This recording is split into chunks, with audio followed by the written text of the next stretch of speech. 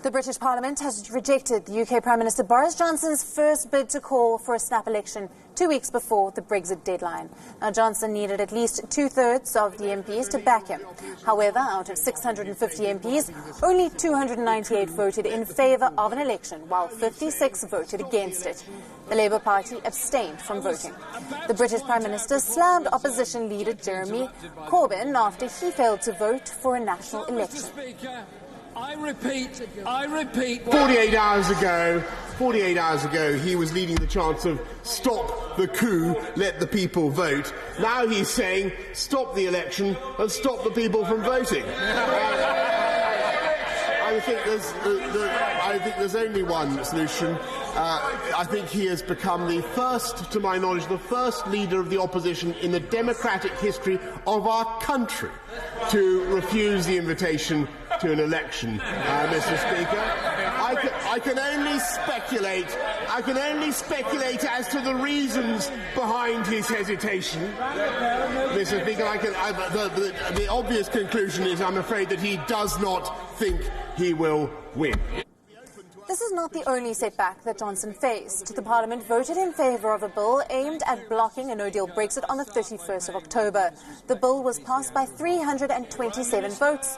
299 MPs voted against the bill, and the bill will now be sent to the House of Lords for approval today. Jeremy Corbyn has said that once this bill is passed and passes all the stages and becomes a law, then he will back a general election. He referred to the no-deal Brexit as poison.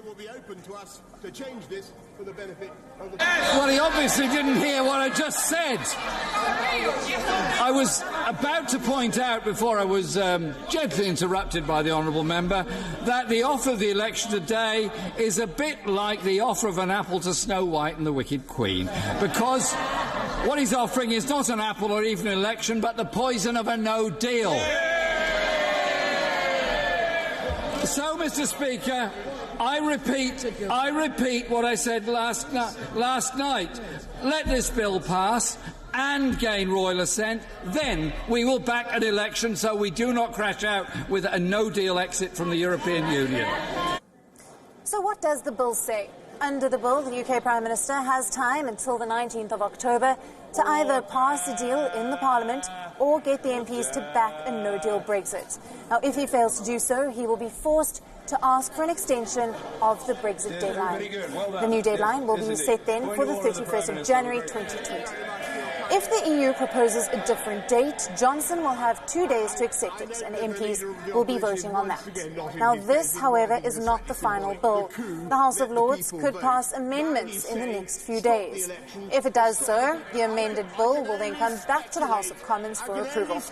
Once the bill passes all the stages, it will be sent for the royal assent from the Queen, and they will then become a new law. And now, will the House of Lords vote in favour or against the bill? Our London Bureau Chief, Mandy Clark, tells us more. Order. In the House of Lords, there are a number of peers that are Brexiteers that support leaving a no-deal situation. They don't like this bill, and they've added 90 amendments. Essentially, they're trying to filibuster to try and stop it becoming law.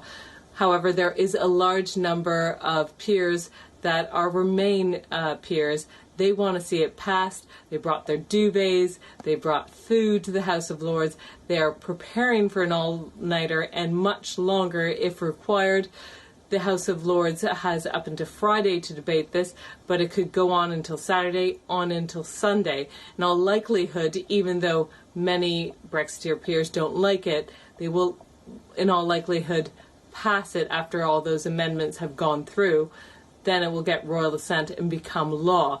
Now, it's important this happens before Monday, because on Monday the government is due to prorogue. That means essentially stop work for 5 weeks.